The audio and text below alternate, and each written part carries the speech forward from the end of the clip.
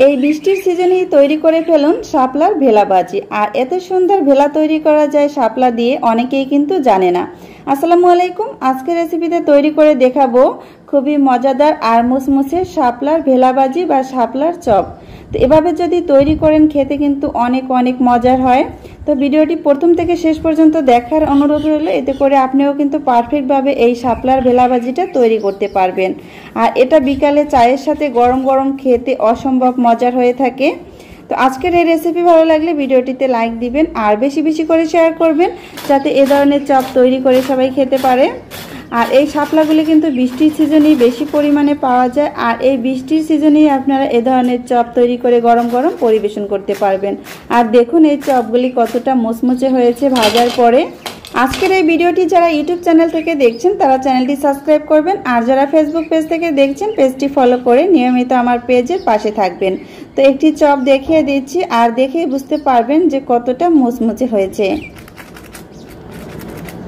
এই যে দেখুন চপটা কতটা মুচমুচে হয়েছে। আর চপের ভিতরে কিন্তু আমি টুথপিক দিয়ে দিয়েছি ভেলাটা তৈরি করার সময়, আর এটা খুলেই আপনাকে পরিবেশন করতে হবে। তো চপটা আমি খেয়ে দেখিয়ে দিচ্ছি কতটা সুন্দর আর লোভনীয় হয়েছে, এর ভিতরের অংশটা দেখেই বুঝতে পারবেন।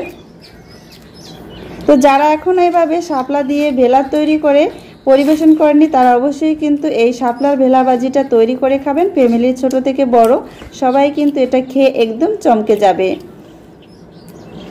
তো এখন আমি মূল রেসিপিতে চলে যাই, কিভাবে আজকের এই শাপলার ভেলা ভাজিটা তৈরি করেছি। ভিডিওটি প্রথম থেকে শেষ পর্যন্ত দেখার অনুরোধ রইল, এতে করে আপনি পারফেক্টভাবে কিন্তু এই চপগুলি তৈরি করতে পারবেন। তো চপটা তৈরি করার জন্য এখানে লাগবে শাপলা। এখানে আমি শাপলা নিয়ে নিয়েছি একাটি। আর শাপলার উপরে যে আঁশটা আছে এটা কিন্তু ছাড়িয়ে নিতে হবে। তো আমি ছাড়িয়ে ভালোভাবে পানি দিয়ে ধুয়ে পরিষ্কার করে নিয়েছি। এখন এগুলিকে সাইজ করে কেটে নিতে হবে। তো সবগুলি কিন্তু একই সাইজের কেটে তারপরে ভেলাটা তৈরি করতে হবে। তো কলা গাছ দিয়ে কিন্তু আমরা ছোটোবেলা ভেলা তৈরি করেছি অনেকে, ঠিক একই রকমভাবে এই শাপলা দিয়েও কিন্তু ভেলাটা তৈরি করে নিতে হবে। এভাবে সাইজ করে আমি কেটে নিব। আপনারা চাইলে কিন্তু এর চেয়ে একটু লম্বা করেও কেটে নিতে পারেন। তো আমি একটু মিডিয়াম সাইজ করে কেটে নিচ্ছি, যাতে এটা দেখতে খুবই সুন্দর লাগে।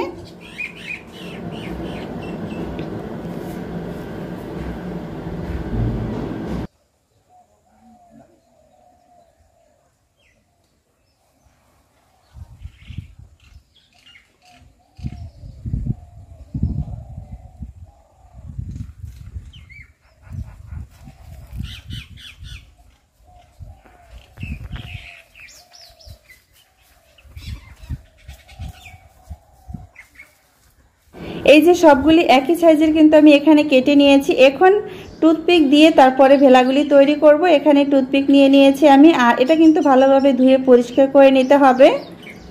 এরপরে এক একটি শাপলা এর ভিতরে গেঁথে তারপরে এই ভেলাটা তৈরি করে নেব। তৈরি করা কিন্তু একদমই সহজ। তো দেখেই মনে হবে যে কিভাবে তৈরি করেছে। তো আমি মনে হয় তৈরি করতে পারবো না, কিন্তু ভিডিওটি দেখলে খুবই সহজ মনে হবে। আর খুব সহজেই কিন্তু আপনি এভাবে ভেলাটা তৈরি করে তারপরে চপ তৈরি করে নিতে পারবেন। এক একটি কাঠির ভিতরে আমি 5টি অথবা 6টি করে শাপলা দিয়ে দেব। এখানে আরও একটি টুথপিক দিয়ে তারপর এটাকে গেঁথে দিতে হবে। এতে করে খুব সহজেই কিন্তু শাপলাগুলি একদম সেট হয়ে যাবে। আর চপগুলি ভাজার সময় খুব সহজেই আপনি ভেজে নিতে পারবেন। শুধু পরিবেশন করার সময় এই টুথপিকগুলি ছাড়িয়ে তারপরে পরিবেশন করতে হবে। আর একটু ছুরি দিয়ে আমি এভাবে পাশগুলি সমান করে কেটে দিব, এতে করে দেখতে খুবই সুন্দর লাগবে। আর বাকি যেগুলি আছে একইভাবে কিন্তু আমি এভাবে ভেলা তৈরি করে নিব। দেখুন ভেলাটা দেখতে একদম কলা গাছের মতো হয়েছে, তাই না? কতটা সুন্দর হয়েছে। এই যে সবগুলি কিন্তু আমি একইভাবে তৈরি করে নিয়েছি। আর তৈরি করার পরেও কিন্তু ভেলাগুলি দেখতে আরও আকর্ষণীয় হয়েছে। এখন আমি এরপরে স্টেপে চলে যাব। তো এখানে একটি মিক্সিং বোল নিয়ে নিয়েছি, আর একটি চালনি নিয়ে নিয়েছি, আর দিয়ে দিলাম এখানে 1.5 কাপের মতো বেসন। এরপরে দিয়ে দিলাম 1/3 কাপ চালের গুঁড়া, আর দিয়ে দিয়েছি এখানে 1/2 টেবিল চামচ বেকিং পাউডার। এরপরে খুব ভালোভাবে সব কিছুকে চেলে নিতে হবে। এই যে সব কিছু চেলে নিয়েছি, এখন বাকি উপকরণগুলি এর ভিতরে অ্যাড করে দেব। এখন দিয়ে দিলাম 1/3 কাপ ময়দা, স্বাদমতো লবণ, দিয়ে দিচ্ছি সামান্য হলুদের গুঁড়া, মরিচের গুঁড়া, সামান্য একটু জিরা গুঁড়া, দিয়ে দিব সয়াবিন তেল। তো তো সয়াবিন তেলটা আমি মিক্স করার পরে দিয়ে দেব। সব কিছু উপকরণ মিক্স করে তারপরে সয়াবিন তেলটা দিয়ে দিতে হবে। এখন এখানে 2 টেবিল চামচের মতো সয়াবিন তেল দিয়ে দিয়েছি, এতে করে এটা খুবই মুচমুচে হবে। তেলটা দিয়ে খুব ভালোভাবে মিক্স করে নেব। ঠিক যেভাবে আমরা রমজান মাসে বেসনের গোলাটা তৈরি করি, এভাবে চপের জন্য গোলাটা কিন্তু তৈরি করে নিতে হবে। অল্প অল্প পানি দিয়ে প্রথমে খুব ভালোভাবে মিক্স করে তারপর এটাকে মথে নিতে হবে।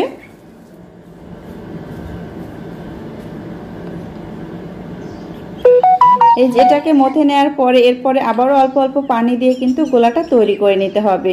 প্রত্যেকটি স্টেপ যদি আপনি ফলো করেন তাহলে কিন্তু চপগুলি খুবই মুচমুচে হবে আর খেতে খুবই মজার হবে। এখন আমি অল্প অল্প পানি দিয়ে খুব সুন্দর একটি গোলা তৈরি করে নিব।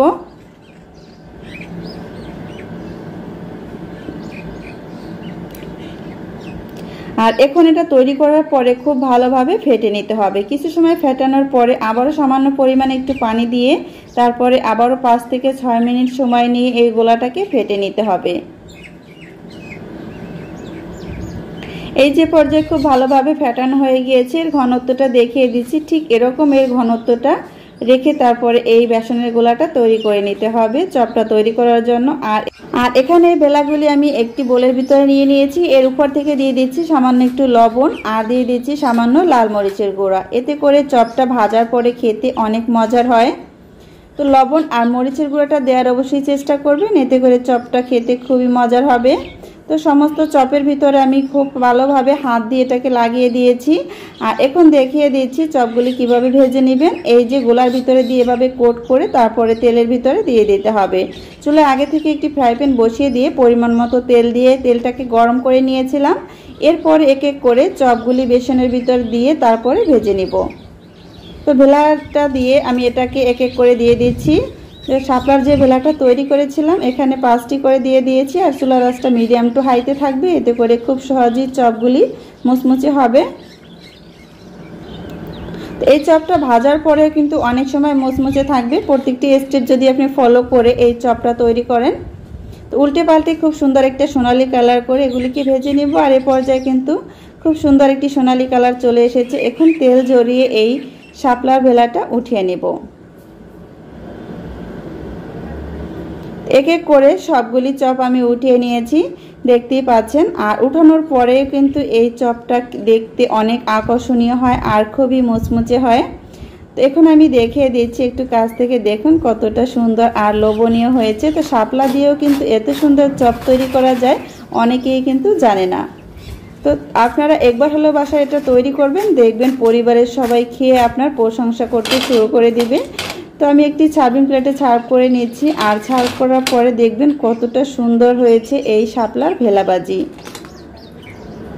খুব সহজেই আপনারা এই শাপলার সিজন থাকতেই শাপলার ভেলাবাজিটা একবার হলেও বাসায় ট্রাই করবেন। আর একটি চপ দেখিয়ে দিচ্ছি, চপগুলি খাওয়ার আগে টুথপিকগুলি ছাড়িয়ে তারপরে চপগুলি পরিবেশন করবেন।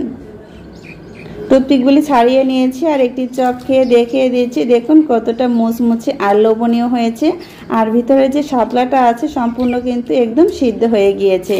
খেতে এতটাই লোভনীয় হয় যে আপনি একবার তৈরি করলে বারবার তৈরি করতে ইচ্ছে করবে। আর এই শাপলার সিজনেই কিন্তু আমি এটা খেতে খুবই পছন্দ করি। এই চপের রেসিপি ভালো লাগলে ভিডিওটি বেশি বেশি করে শেয়ার করবেন, যাতে এই ধরনের চপ তৈরি করে সবাই খেতে পারে। আজ এ পর্যন্তই, সবাই ভালো থাকবেন। আল্লাহ হাফেজ।